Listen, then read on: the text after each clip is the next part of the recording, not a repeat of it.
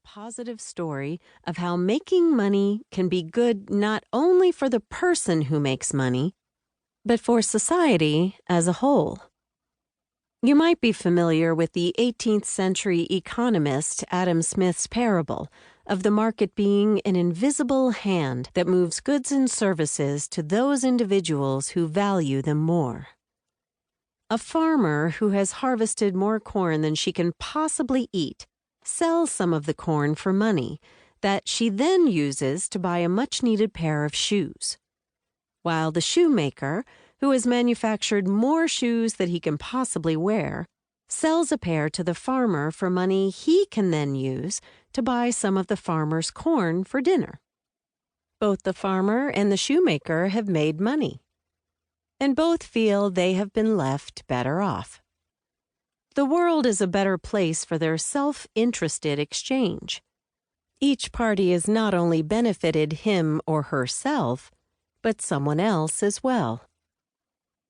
Unfortunately, it is also possible to make money without leaving the world a better place. This possibility is one of the principal concerns of business ethics. To use an obvious example, a burglar who makes money by breaking into others' houses and stealing has not made the world a better place, nor has the contract killer who commits murder for hire, nor has the con artist who makes money by defrauding people. These obvious examples illustrate an important point.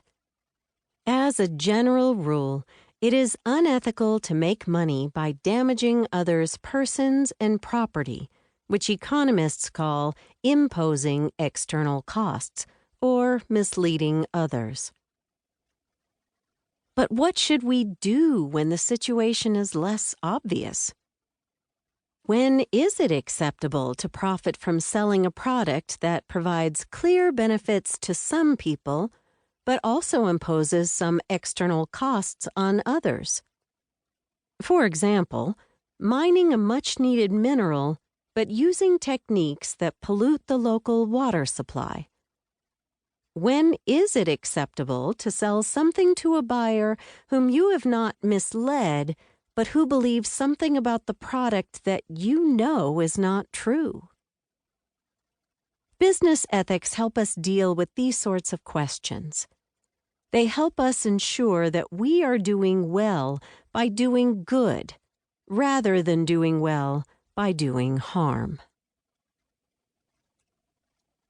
How are business ethics different from general ethics? Most people follow at least some ethical rules in their daily lives. The small percentage of individuals who do not are called psychopaths. We discuss them more in chapters 2 and 10. The world of business, however, presents some unique issues, which is why they have evolved as a specialized field of ethics. One of those unique issues is the sheer size and frequency of the ethical challenges that business people must face.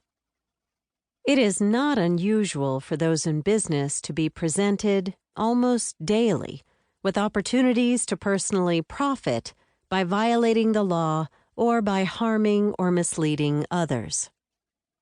The stakes can be enormous, especially when a big transaction or career-making decision is involved. This means people in business often face much larger temptations in the office than on the street. Although it is usually not very tempting to shoplift a small item, the opportunity to make millions of dollars by insider trading or cheating on a large contract is far more enticing. As a result, business people must always remain aware of and sensitive to their ethical obligations. If they do not, they risk joining the long and sad parade of once virtuous, but now notorious, white-collar criminals like Enron chair Kenneth Lay, Goldman Sachs director Rajat Gupta, and business maven Martha Stewart.